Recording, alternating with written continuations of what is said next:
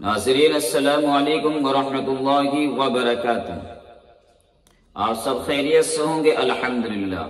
اللہ تبارک و تعالی آپ کو ہمیشہ خوش رکھے۔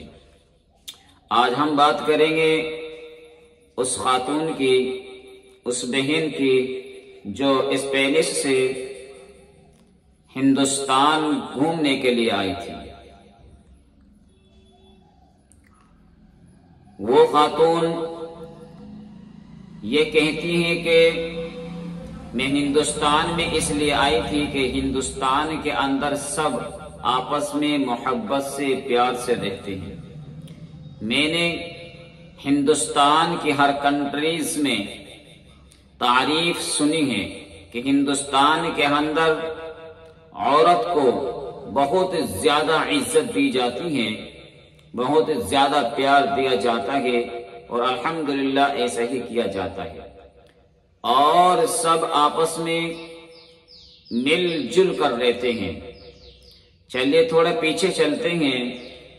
جب یہ خاتون اپنے گھر پر سفر کی تیاری کر رہی ہوگی اور اس کے دل میں یہ خیال ابھرا ہوگا کہ میں ہندوستان جاؤں گی اور وہاں سیر و سیاحت کروں گی، وہاں اپنے بھائیوں اور بہنوں سے ملوں گی اور اپنی خوشیاں بانٹوں گی، اور وہاں گھوموں پھروں گی اور اپنے دل کو راحت و آرام دوں گی، تو خدا کی قسم کتنا اس کا دل باغ باغ ہو رہا ہوگا۔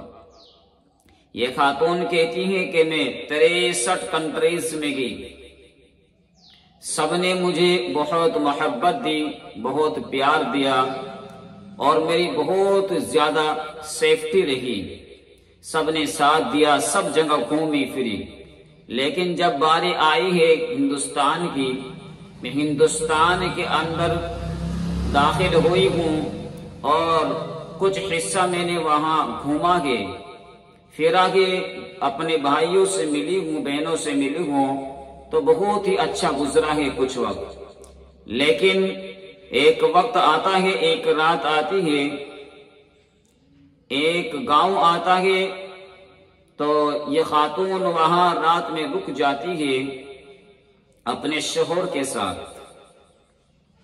تو کچھ درندے رات میں آتے ہیں، کوئی بھیڑیے رات میں آتے ہیں، وہ اژدہا رات میں آتے ہیں اور اس کے عصمت لوٹ کے چلے جاتے ہیں۔ اللہ اللہ اکبر۔ یہ کیا سوچ کر نکلی تھی ہمارے ہندوستان کے بارے میں کہ ہندوستان وہ کنٹریز ہیں جہاں عورتوں کی عزت کی جاتی ہے، عورتوں کا حق دیا جاتا ہے، عورت وہاں اچھی طریقے سے محافظ سے حفاظت میں ہے، کوئی چھیڑتا نہیں، کوئی گندی چیزیں نہیں ان پر اچھالتا، اور اس کی سوچ کو ہمارے کچھ لوگوں نے تبدیل کر دیا۔ رات میں ظالموں نے، بھیڑیوں نے اس کی عصمتیں لوٹ ڈالی۔ وہ چیخ رہی تھی، چلا رہی تھی، اس کا شوہر چیخ رہا تھا، چلا رہا تھا، ظالموں نے عصمت کو بھی نہیں چھوڑا اور مارا اور پیٹا، اور اس سے گر رہی حرکت یہ کری ہے کہ جو سامان اس بہن کے پاس تھا، اس بھائی کے پاس تھا، وہ بھی لے گئے۔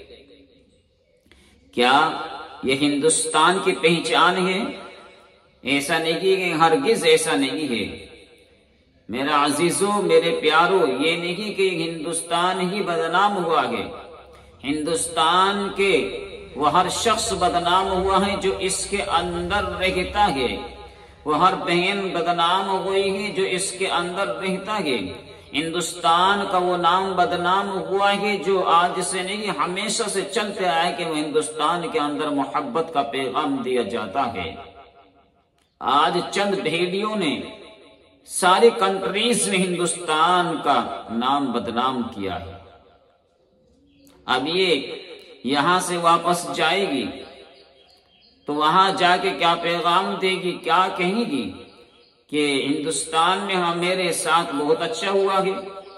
ہرگز نہیں، ہرگز نہیں۔ خدا کی قسم، خدا کی قسم، یہ وہ پیغام دے گی کہ کوئی اگر آنے کی سوچے گی تو نہیں آ پائے گی۔ پہلے اس بہن کا ماجرا، اس بہن کا منظر اس کے سامنے آ جائے گا کہ میری بہن کے ساتھ کتنا برا سلوک کیا گیا تھا۔ اب بتائیے وہ میڈیا کہاں ہے جو ذرا سی بھی اگر دوسرے مذاہب کے لوگ غلطی کر دیتے ہیں تو کود کود کر کرسی توڑ دیتے ہیں؟ کہاں چلے گئی وہ میڈیا؟ میرا عزیزو، میرے دوستو، اس میں یہ نہیں کہ ہم ہی بدنام ہوئے گے، ہمارا ہندوستان میں اس میں بدنام ہوا۔